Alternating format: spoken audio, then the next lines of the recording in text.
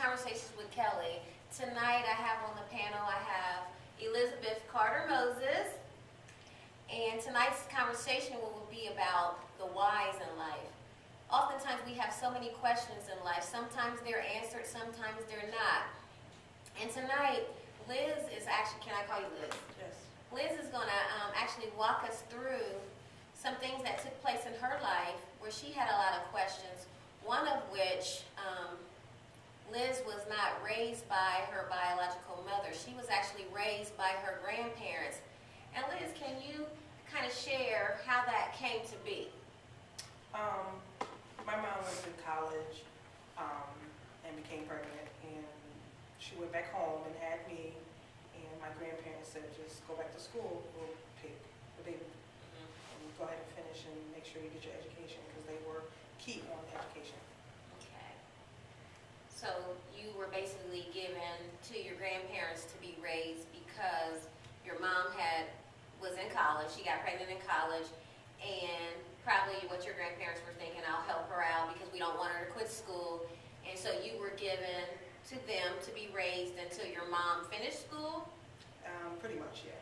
Or that was the plan? That was the plan, I think. Okay, so college comes, your mom goes through college, she graduates or what have you. She never came back she didn't return to get you, or how did that work?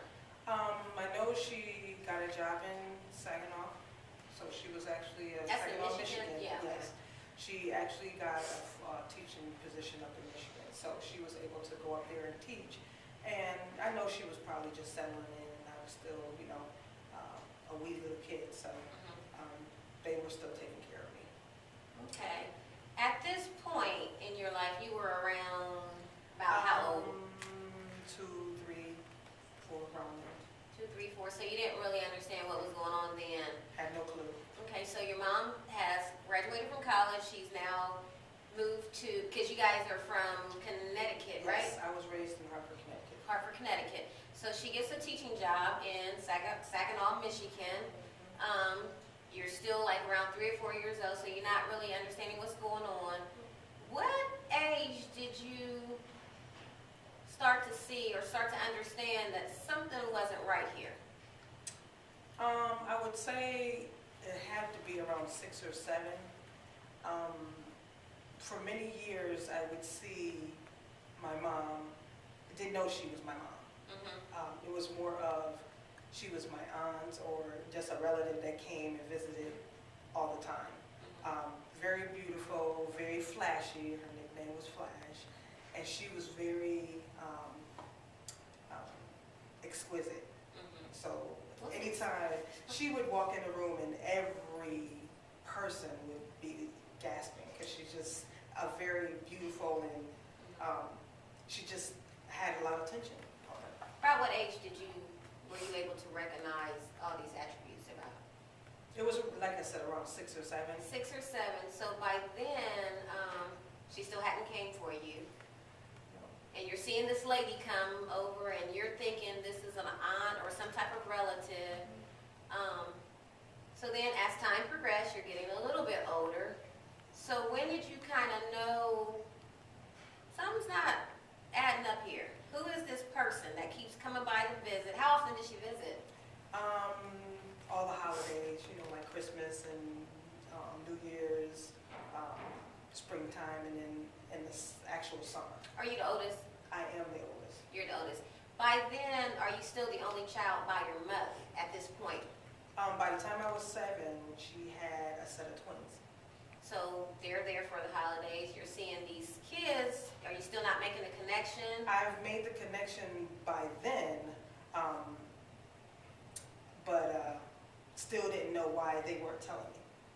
Okay, so you came to know that your mom was your mom and not your aunt or your cousin because of how did you know? I just knew because the way she looked, I looked like her.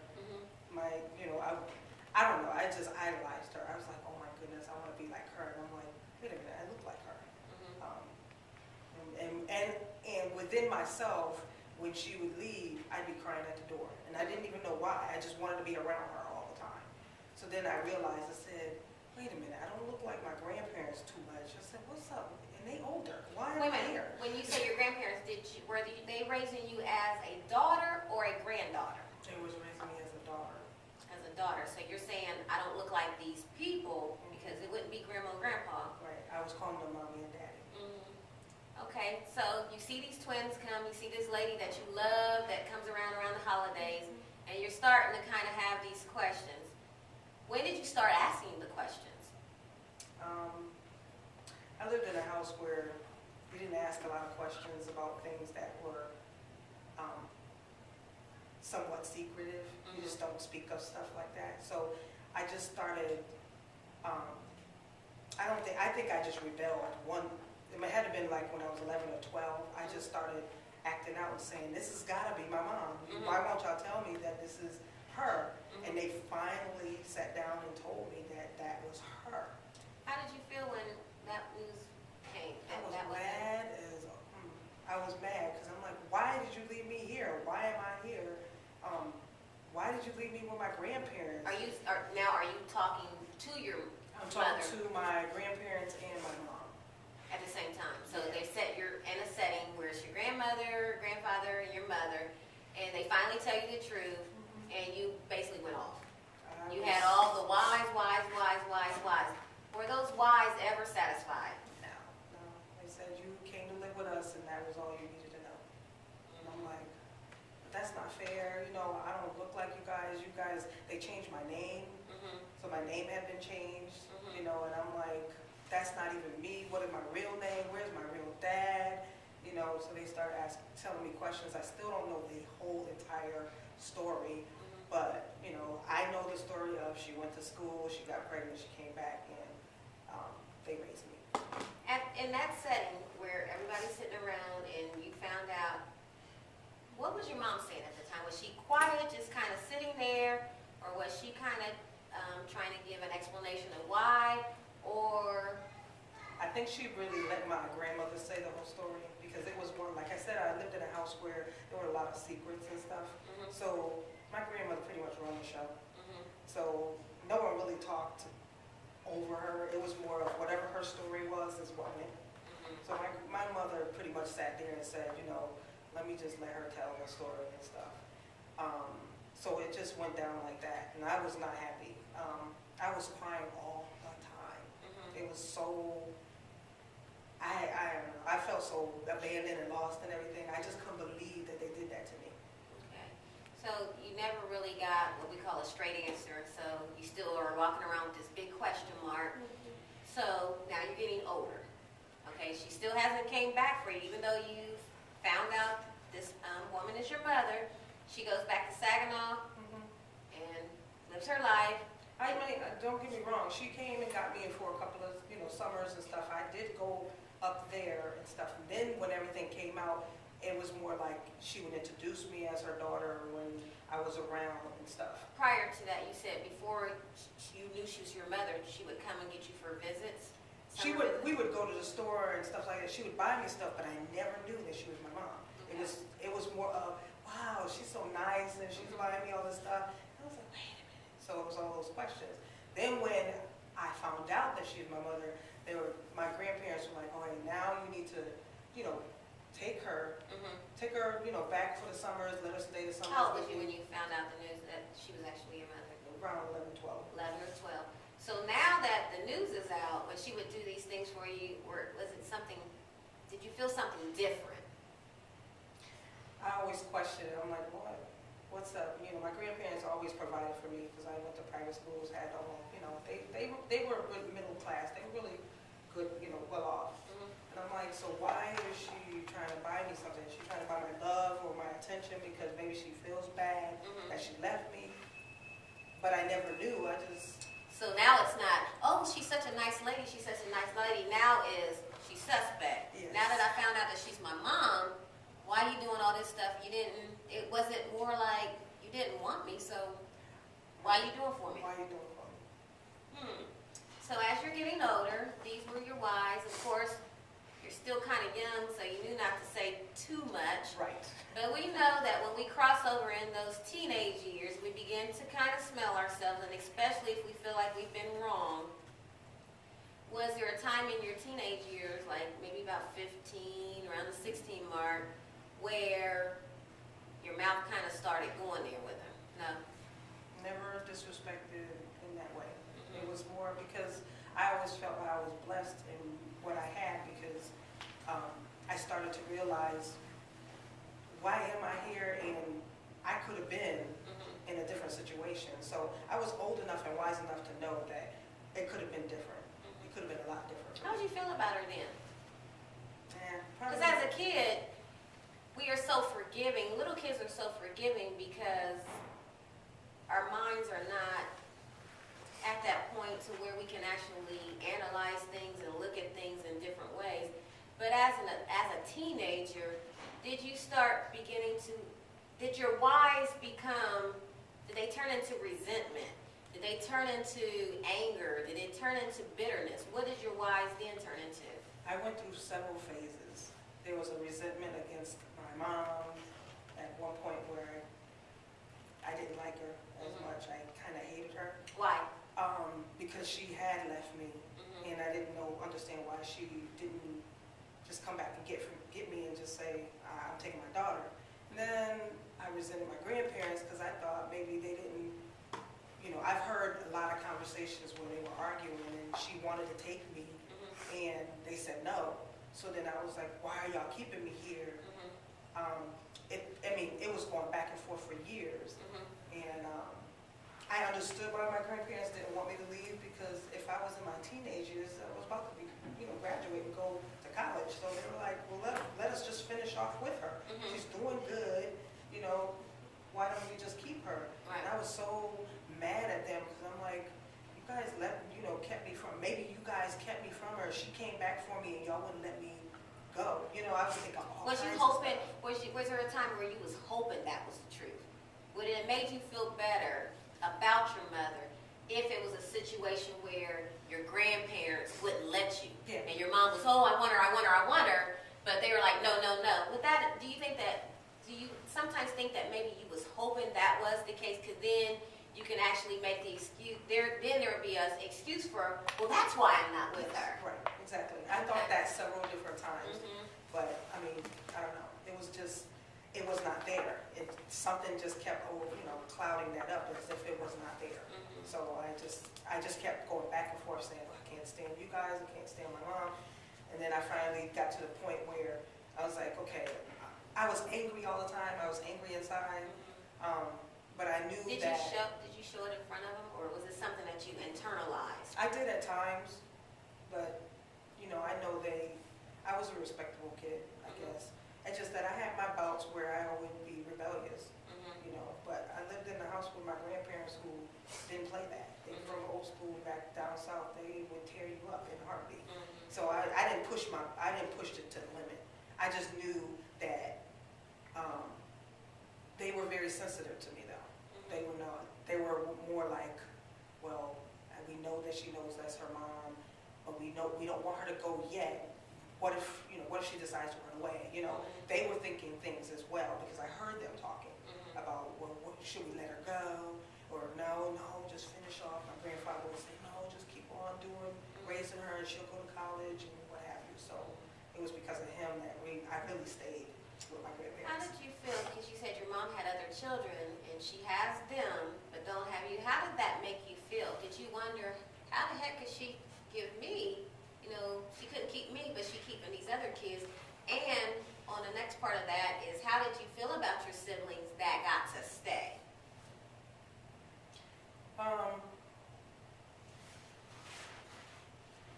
That really, really bothered me, that I couldn't be with my mom.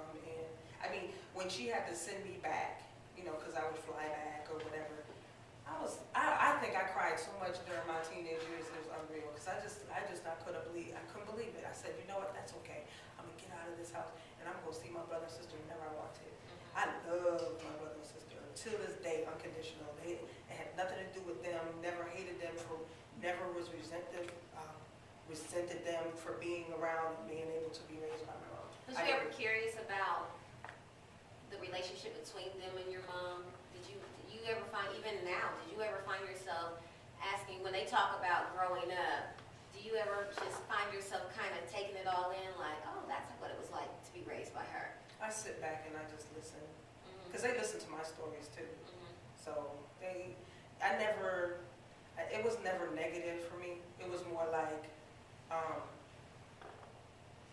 how did they feel that they had an older sister and she wasn't here? What did she do? You know, I always thought that maybe they thought that I did something wrong and I had to be slipped away. You know, I just made some kind of stories up. When you're younger, you make stories up. But when you don't have the answers, you make up stories. Right. Oh, you're right about that. What were some of the stories that you would make up? Never that I wasn't good enough. It was more like I had this one, fantasy that my grandparents just loved me too much to give me up. And that's kind of like a coping mechanism. Yeah, it was more that, and it helped me stop crying. They love me so much that they just, Yeah. So I didn't have to worry about anything because I felt that way because they sheltered me so much. You know what I'm saying? So they kept me and they did so much for me that I'd say, oh, it's just because they love me so much they don't want me to go to her. Or, there's situations where I just said, my mom really wants me, but she probably feels bad because I've been here so long and she probably doesn't think that I should leave. Maybe it would hurt the grandparents. So I was thinking all kinds of stuff. Did you ever share these thoughts with like your friends? Let's go back to school, like during school, when it came out that was your mom, and did you ever go to school and say, these are my grandparents, I live with them, but my mom lives in Michigan. What would you tell your friends at school, or what are some of the questions that they would ask you about, well, why your mom ain't here? Would you ever get that? Or how come she lives there? Would you fantasize it? Would you kind of fabricate some of the things that you would share with them about why or why not your mom was not present? No, I didn't. I mean, maybe I did in the very beginning, trying to say, well, she has this, this life over here and she's going to come back and get me. And, I would make up this, facade that I'm just here for a little while, so y'all probably won't see me next summer, or something like that, or she's going to come get me. Would any of your friends call you out, like, the next time, like, you said your mom was going to be here, like that? So basically you didn't have to keep that up. I do remember when I was younger in middle school and when I found out that who I was, and I remember them saying, your name is not this, it's this, and I was like, what? So I went to school and I gave myself a whole other name. I didn't even give the two that they gave me, I changed my whole name. Why do you think you did that? Because I didn't want to be associated with none of them, because I thought they was crazy. I said, how are you guys, that was when I first initially found out. So they told me, yeah, your name is not this, it's this is your dad's name, this is your mom's name, and I'm like. Can you share those names? What was the name that you were born with? My name is it was always Elizabeth. I was named after my grandmother who raised me, but I was known as a McCall. Okay, so we're talking last names, not first names. Okay. Yeah, it was more of, even to this day, family, still call me Elizabeth McCall. And I'm like, no, I'm Elizabeth Carter. And then now Moses, so Carter Moses. So yeah, I had several different names. So what was the name you made up at school? I called myself Nicole. Nicole? Let me see, you look like a Nicole. But that's your alter ego, Nicole. But wait, I'll tell you what the story is. When I found out, I felt like I was a Nicole. I wanted to be somebody else. When I talked to my mom, like years after, when we finally, because we always had a bond regardless of what happened, we had a bond for a while. And she said, Liz, I wasn't going to name you Elizabeth. I was going to name you Nicole. Now, and I was like, what do you mean? She's like, one of my best friend's names was Nicole, and I wanted to name you after her. But when I realized that I had to get back in the graces of my mom and dad, I named you after my mom so that she would keep you until I could go back. And so we had that conversation. But she was like, how did you know to name yourself Nicole when you were so young, when you were Ain't that rebelling? amazing? Yes, and I was like, I don't know. I just wanted to be somebody else because you guys made me so angry and so upset, and I felt so bad that I wanted to change my name. So, but yeah, it wound up being the same name that she wanted to truly name me at birth. Okay. So then you went through a name change. You made up stories to make yourself feel better. And I don't know if that's a coping technique, that's a coping mechanism, and it kind of did work for you to a certain degree because you could have took another route. You could have started using drugs.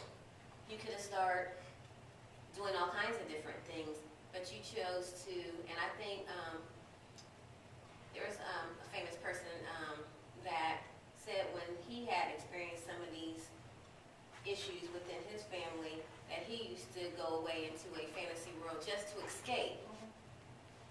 Okay, so we get through the 15 and 16 years and we're getting ready to cross over into being an adult. Share with us and our viewers, what was that like? You know, it's one thing to be a kid and turn into a teenager. And we already deal with a little bit of anxiety when we're crossing over into adulthood. But now you're crossing over into adulthood with this baggage. And actually you're and that's around the age that you're getting ready to probably enter college as well. What twists and turns did your life take around the 18, 19 year mark? Well, around that time when I was graduating, I was more, I was getting really close with my mom. So that was the turn in time where I was starting to resent my grandparents. So I was like, I don't have to stay here anymore. It was more of me, again, trying to, smell myself and say, I don't need y'all. I can go, and be in college and I don't have to worry about, I'll just depend on my mom. So I was like, whatever, I took all that to college. It was very, very tough for me. My first year of college was good, but I didn't know how to act. I really fell off the mark on that one. I came back home, packed up all my stuff after my year and a half of college and came back home and went through this depression state. So you went to college for a year. Was it a 4-year college or a 2-year college? It was a 4-year college. I actually came back on my second year. I came back, I didn't have enough money for loans and stuff. My grandparents said, okay, we pay for your first year, we're not going to pay for the second, let your mom do it since you want to be with your mom, let your mom do it. And then my mom said, I don't have the money for you, and that just made me depressed. I was done. I was like, I'm trying to get with you and you won't even help me go to school. I was so distraught. Did you ever think about, look at all the years that you didn't have to do for me, you should at least have something saved up. So now you knew I was going to school, why wouldn't you help me? And so that's something else that's on top of, there's some things, other things that's built on top of what was already there. So you come back home, do you go home to grandmother's in Connecticut or do you go to Michigan with mom? Well, she done made me mad because I had to leave school, so. Where'd you go to school at? I went to Johnson & Wales in Rhode Island. Okay. It's a business and culinary school. Okay. So I was in my second year and I just didn't have enough money and she wouldn't give me any loans, so I packed up my stuff and went back to my grandparents' house. Did you have to eat a little crow to go back there? Yeah. You didn't burn any bridges? I didn't tell them I was even coming back. I was on a break and then I just moved everything back in the house. And they were, when she found out, my grandparents found out that I was back, they were so upset. Oh, you didn't snuck in? I snuck back. I took their car to Rhode Island, I packed it up and I went back. And they called my mom and they said, why didn't you pay her tuition? Why is she here? She's all just depressed, what's up? And she said, I'm not doing it. I'm not paying for her to go to school. I'm going to go buy me another car or do something else. She took the money and went and did something else. And that was just like devastating to me. So by then, my grandparents are harping on me because I'm not in school. My mother left me again. Okay. And so I went into a depression state. Let's go, before we go into the depression state, so when you said you felt she should have paid for college because you're probably feeling after all you've done and how you didn't raise me, this is the least you could do. she have the I don't care attitude? Do you feel like she had the I don't care attitude? So that kind of made you angry. And then you said that you felt like she chose to put the money somewhere else. So then you're back home, you're not in college, but here's a woman, got to go to college. Left me so she can go to college. But here I am, I want to go to college, and I can't go because of her. But now I'm back with my grandparents, so I'm back with the good graces of them, and now she's the bad guy, she's the bad guy. Okay, so we're back home, you've been snuck back home, and you're starting to feel depressed, and I'm sure a lot of feelings are coming up with you. There's that why again. Why? I'm sure it was why me, Lord? Why me? Yes, Why did this happen to me? Why after we got so close, why did she do this again? So we're back at grandmother's new house, and depression is starting to set in. How did you know that it was depression? I didn't want to eat. I didn't want to go anywhere. I stayed in the house. That was never me. Did anybody else pick up on it? My grandmother. She thought it was because of some boy or something like that. You know how they do it. Like, that's boy. You have a boy problem? I'm like, no. It's y'all problems. You know, I'm like, I'm mad at you guys. But yeah, so it got to the point where I actually tried to commit suicide. Do you care to share how did you try to? I took some of my grandma's pills. You probably took vitamins. I know. You probably took vitamins. No, because they had a lot of pills. So they were a bunch of pills, and I was so druggy. I was awake enough to call 911, and they called my grandmother. I can't remember if she was at work or somewhere else, and got to the house. I went to the hospital. They didn't have to pump my stomach because it was just coming out anyway. Let me back you up a little bit. Leading up to because I'm sure that it's a thought first. How many times did you think of committing suicide? Just that one time? Yeah. So was it like you thought about it and you instantly tried to do it, or was it something that you was thinking about over a course of some time? Was it a couple weeks, or it was just like? It was then. It was just like, I can't go to school. My mother don't love me. You know, my grandparents are mad at me because I'm not in school. I don't have nothing else to go to live with. So you get up, walk us through that day. Was it day or night? it was daytime. What was the day like for you, like getting up and leading up to that? Because there's, suicide is a very, very sensitive matter, and for a person that tried to commit it, share with our viewers, what was your day like leading up to that? Because there's so many families that are victims of someone that has committed suicide, and I'm sure some of the thoughts that go through their mind was, what were they thinking prior to that? What led them to want to do that? Because obviously you're sitting here, you survived, but I'm sure there's going to be families that wants to know what their loved one, what was their last word? What was they doing right before they actually did that? What made them come up with the idea to go the route that they did? What made you choose pills over a gun? What made you choose pills over jumping off of a bridge? Help us to understand what your day was like that day leading up to the attempt. Well, I definitely waited till she left the house. Why is that? Well, I don't know, I just didn't want her around. I didn't want anybody in the house. I knew I would be by myself. My grandfather always goes to work at 5, 6 o'clock in the morning, so I knew that around 9, 10 o'clock, everybody be gone. I'm walking around the house talking to what I thought was myself, but I was really talking to God. Just saying, I don't think I can do this anymore. This is not right. This is not fair. And why is this happening to me? What does the pressure feel like? If you was to describe it, maybe use a metaphor or something like that. What is the pressure? Because it has to be some type of pressure. I'm thinking to lead a person to feel like they want to end their life. If you was to describe a metaphor, like would it be like a boulder sitting on your chest and you just feel like you can't get from underneath it? No, it was emptiness. Just emptiness. It's just plain emptiness that, it was undescribable. It was more like, they probably ain't gonna miss me when I'm gone anyway. yet I was still a little scared. I'm like, well, there was guns in the house because my grandfather had guns. I was like, well, I don't want to shoot myself.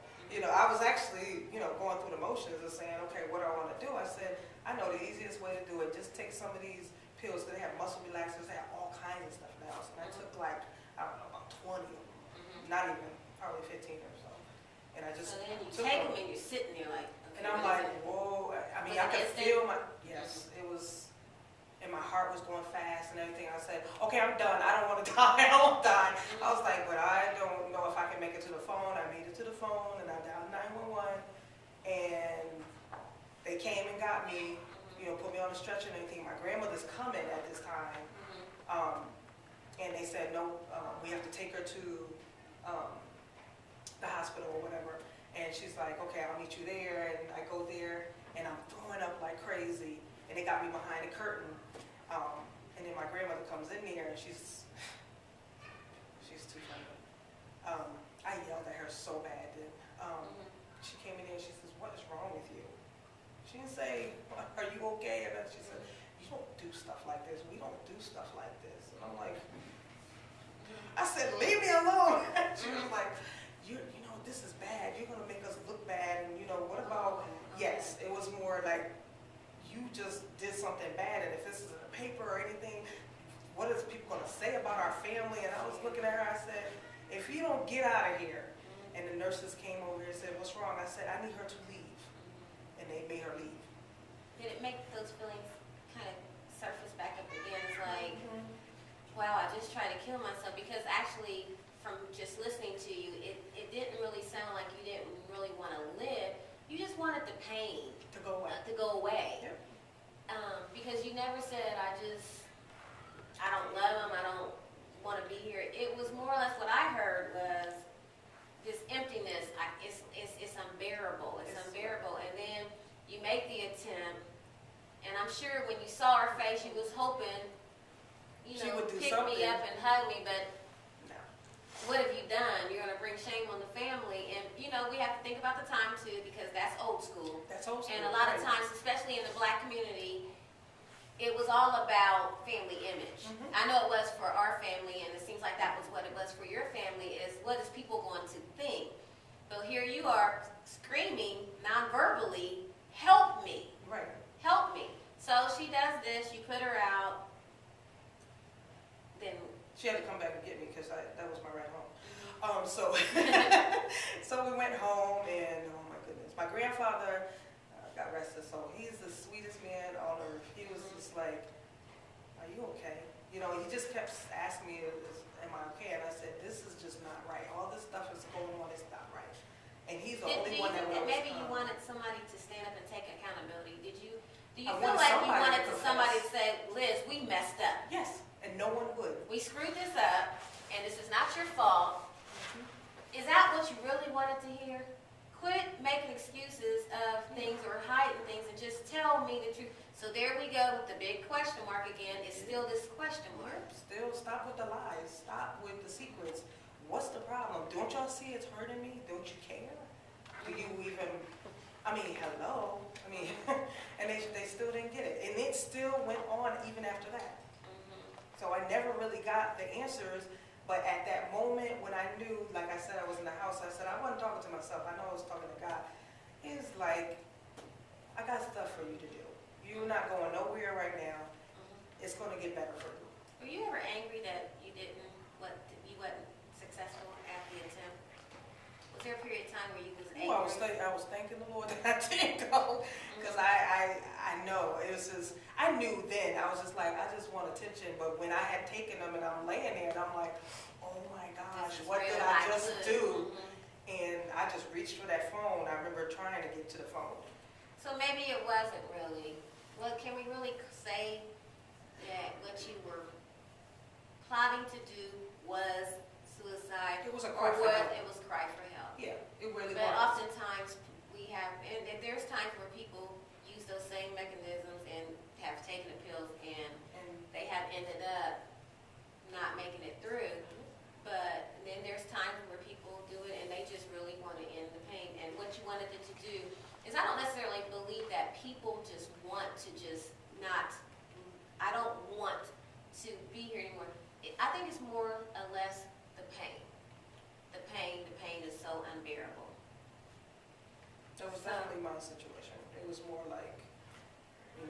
I didn't want to bring attention to them because I knew how my grandparents, lived their lives. It's more of, help me please. So now you've gotten to this point. Now you're no longer a teenager. You're no longer a little kid where you're looking at this lady like, wow. You're no longer the teenager that's rebellious and acting out because of the lies. You're an adult now, and you're beginning to start your own family. Leading up to that, did you have any anxiety when you were having your first child? Did you think that you were capable of being a great mom?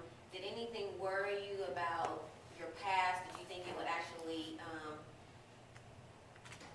flow over into your parenting skills or anything like that?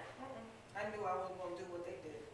Because oftentimes, sometimes people repeat those type of cycles. So you made up in your mind because of the way that you felt. Did you make up in your mind that you would no longer, or you didn't want your children to feel what you felt? They would never be abandoned or alone. Never. And they haven't been. Do you think that dealing with your children, she had three lovely young ladies. One's still in the house Bree is still underage. That's the last one, and you're an empty nester. She has 3 wonderful children, and you have been a great mother to them. To shield them from feeling those hurtful feelings, do you think that sometimes you might have been overbearing or overly loving, or I don't even know if you can be overly loving? I was controlling. Very controlling? In what ways? Just very protective of them, made sure that they couldn't sleep over people's houses. And I mean, I've relaxed over the years, but in the beginning, I felt myself being a little bit like my grandparents. But after a while, I just love my kids unconditionally. I told them about my stories of when I was growing up, and they always. How do they feel about that? The one thing they would always ask, because again, once I became 19, and older, and I had my kids, I longed for this life to have a family with my children and my ex-husband and stuff. So I went through that whole spiel. And so, I knew that I wanted to be the best mom, and I would be the best mom. I knew I wouldn't forget about that, but I didn't want to just put aside what I went through. I wanted them to understand why I do the things that I do, and I've always shared with them any stories. So when I tell them things, they were like, sometimes my kids would be like crying, looking at me saying, wow, Mom, how did you get through that? And I'm like, I'm fine. And I am, truly. I don't harbor that in my life. I don't hold on to it, because as it ate away at me when I was a teenager and in my early 20s, I had to release it. It's either it's gonna eat me alive, or I'm gonna have this beautiful life. And I chose the beautiful life. I just refuse to have it be a part of my life. It's what I was raised and how I am, but that's it. It doesn't make me. It does not define who I am. I always thought I was a beautiful person. I still do. I said, that's not me. That is not. You're not going to have that. You don't get to have that. So it's obvious that you made a choice in life not to allow how you were raised and what happened to you as a child, in the circumstances with your birth mother and your grandparents in that situation. Okay, it's easy to say, I'm not that today.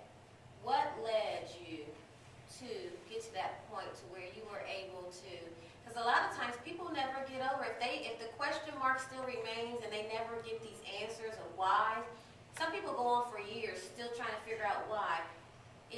What did you do to get to a place to where why didn't even matter anymore?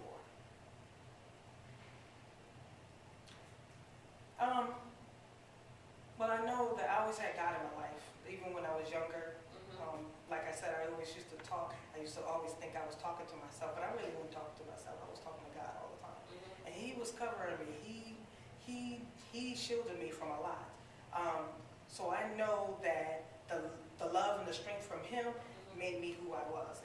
He says, you don't have to be this. Mm-hmm. And you can stop this, because my family was known for this. Mm-hmm. You know, the things that we went through, the being so, prestigious, and didn't matter what was going on in the house, you never let anything out of the house, all that stuff. And they said, you can still be who you are. This is how your family is, but you don't have to live like this anymore, ever again.